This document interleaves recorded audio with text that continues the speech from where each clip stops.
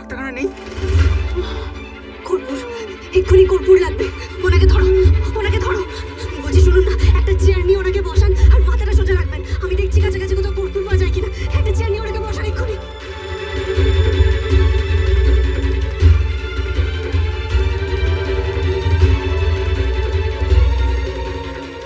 মাসি, ও মাসি, আমার কি খুব শরীর খারাপ লাগছে। ও মাসি, চারিদিকে তো দোকানপাট বন্ধ দেখছি। কর্পূর কোথায় পাবো এখন? দাদা, বলছি শুনুন না, আশেপাশে কোনো মুদিখানার দোকান আছে বা দশকর্মার দোকান? যে দুই একটা ছিল সব তো এখন বন্ধ হয়ে গেছে। ধন্যবাদ দাদা। বাড়িতে কর্তা দাদু অসুস্থ, এদিকে ওই অনুষ্ঠানে যে বয়স্কা মহিলা এসেছেন তিনিও অসুস্থ হয়ে পড়েছেন। চোখের সামনে দেখে এভাবে সাহায্য না করে থাকা যায় নাকি?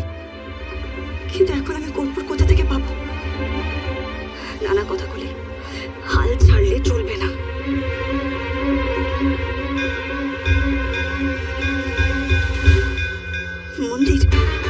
মন্দিরে তো পুজোর কাজে কর্পূর লাগে। আমি বরং ওখানে গিয়ে দেখি একবার।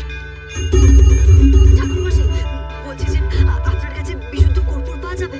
পুজোর কাজে তো লাগে। আমার না একটু বেশি পরিমাণে দরকার, আপনি দেবেন আমায়? না না, এইভাবে ঠাকুরের জিনিস দেওয়া যায় নাকি? দিন না ঠাকুরমশাই, আমার খুব দরকার। সবাই এরকম বলে, বিশুদ্ধ কর্পূর অনেক দামি। ঠাকুরমশাই, একজন বয়স্কা মানুষ খুব অসুস্থ হয়ে পড়েছেন, ওনার খুব কষ্ট হচ্ছে। আমি ডাক্তার বলতে কোথাও খুঁজে পাইনি। ওনাকে তো সুস্থ করতে হবে বলুন। আর উনি তো মায়েরই সন্তান। মা কি ওনাকে এই বিপদে সাহায্য করবেন না? দিন না ঠাকুরমশাই। আসলে সবাই মিথ্যে কথা বলে নিয়ে যায়।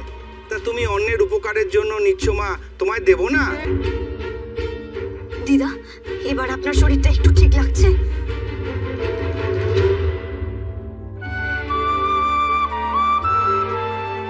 তুমি কে মা? এমন করে আমাকে বাঁচালে, মনে হচ্ছিল প্রাণটা বোধহয় বেরিয়েই যাবে। ভগবান তোমার অনেক মঙ্গল করুন। তোমার নাম কি মা? কথাকলি। মাসি, এবার ভেতরে চলো। আজ আর সে বেবির অনুষ্ঠান দেখবো বলে আমার মনে হচ্ছে না। মনে হয় বাড়ি ফিরে যেতে হবে। ভাগ্যিস তুমি এলে, আমাকে কর্পূর এনে দিলে, না হলে আমার যে কি হতো কি জানে। চলো মাসি, চলো।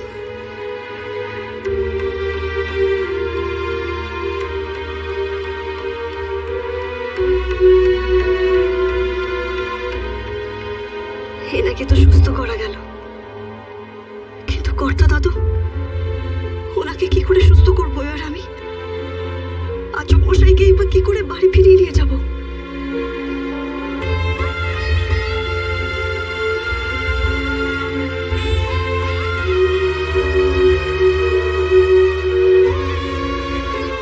কথা কলি মা?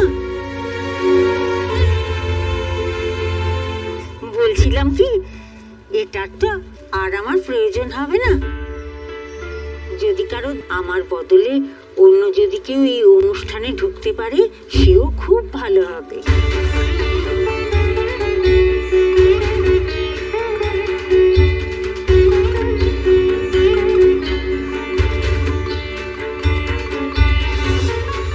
মা আনন্দে, তোমার অশেষ কৃপা। তুমি ঠিক আমায় আমন্ত্রণ পত্র পাইয়ে দিলে। না না, আর দেরি করলে চলবে না। ওদিকে যে বাড়ির কি অবস্থা কে জানে।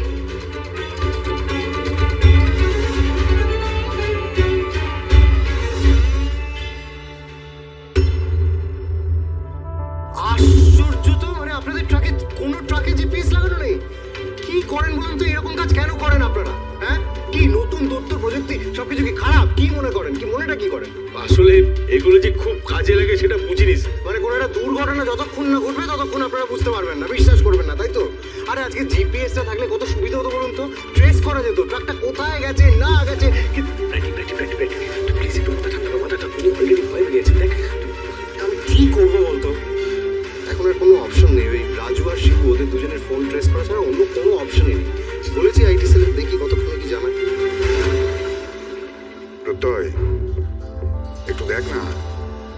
খুব ভেঙে পড়েছে। একটা কিছু কর। আমি আমি আমি দেখছি বড় মামাই। মেজো মামাই, তুমি কাকে একটা ফোন করবে বলছিলে?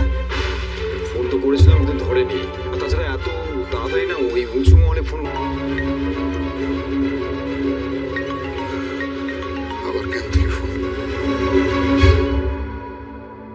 হ্যাঁ মা। প্রয়াস এইভাবে ভেস্তে দিলেন?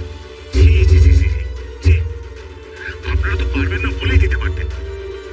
শশীভূষণ গুহকে বলবেন তিনি যেটা করলেন তার কোনো ক্ষমা হয় না। শোনো, আমি কিন্তু তোমাকে একটা কথা পরিষ্কার জানিয়ে দিচ্ছি, এই পরিবারের দুঃখে কিন্তু তুমি কাতর হয়েছো না। না প্লিজ। শোনো, এমনিও তোমার পরিবারের মান সম্মান দুজন মিশে যাবে, আর তোমার এই আদরের ভাগটা যে দাবি করছে পুলিশ অফিসার, সেটা কিছু করতে পারবে না। একটু চুপ করে শুনতে পাবো। প্রাটি বলছি উনি খুব ধরো, দেখ না তুই এবার আইটি সেলে ফোন করে দেখ। না না, এই রাজু শিবুকে ট্র্যাক করা গেলে কিন্তু দেখ। হ্যালো, ইন্সপেক্টর প্রত্যয় সরকার বলছি। কি ওই নাম্বার দুটো ট্রেস করা গেল? হ্যাঁ স্যার, আমরা অনেকবার ট্রাই করেছি কিন্তু কিছুতেই ট্র্যাক করা যাচ্ছে না। অফ রেখেছে, বুঝতে পেরেছি। ঠিক আছে, তুমি রাডারে রাখো। ঠিক আছে, সার্চটা চালিয়ে যাও। ফোনটা অফ করেছে কিন্তু যখনই অন করুক আমরা যেন ইন্ডিকেশন পাই। ঠিক আছে? Okay sir.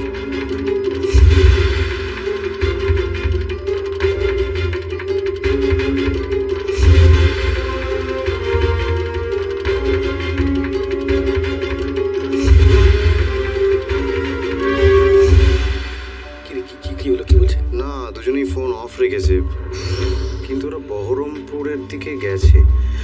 আচ্ছা এক মিনিট, আমি বহরমপুর লোকাল থানায় একবার ফোন করে বলে দিই। ওরা যদি কোনো খোঁজ পায় যাতে আমাদেরকে হ্যালো, হ্যাঁ ইন্সপেক্টর প্রত্যয় সরকার বলছি। হ্যাঁ বলছি, একটা নীল রঙের ট্রাক আছে, মেডিসিন আছে। ওকে, তো সেই ট্রাকটা আমাদের মিসিং হয়ে গেছে।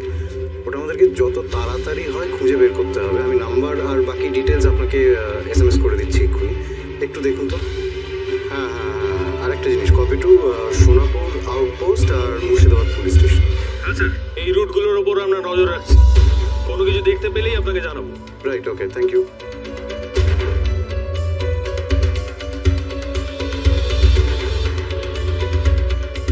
হ্যাঁ বলছি, রাস্তার যত CCTV ফুটেজ পাওয়া যাচ্ছে সব কটা চেক করো।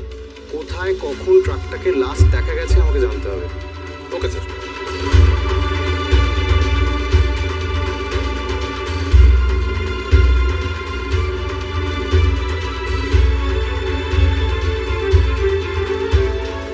হ্যাঁ গো, শুনছো?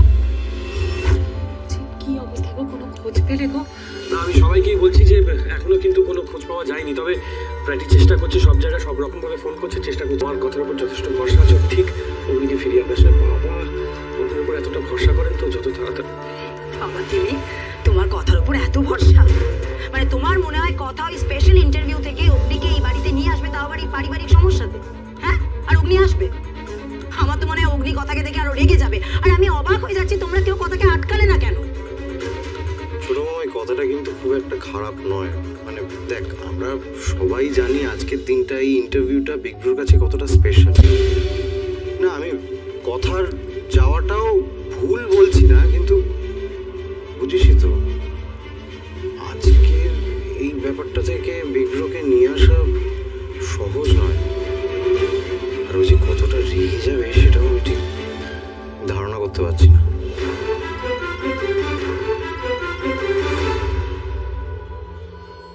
এবার আমরা যাচ্ছি র্যাপিড ফায়ার রাউন্ডে। ও আচ্ছা, যে রাউন্ডে সিজ লাগে সবাই ভয় পায়। হ্যাঁ আচ্ছা, তুমি দেখে নাও ভয় পাওয়াটা উচিত কিনা। ওকে, এভির ফেভারিট স্পাইস? Black paper.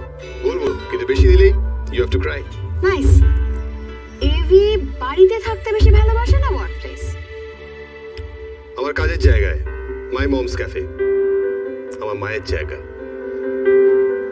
আমার সব থেকে বেশি কমফর্টের জায়গা। ওকে, সো শেফ এভি কি এখনো single?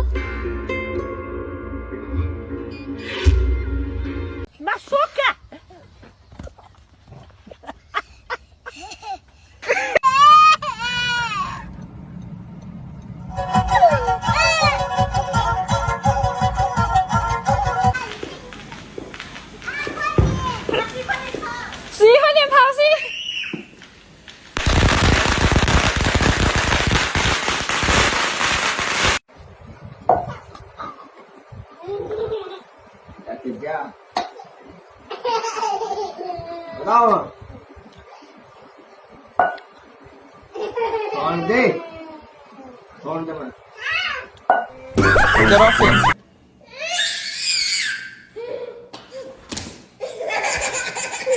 Dip, dip, dip, dip. Okay, now go blow 'em. Oh.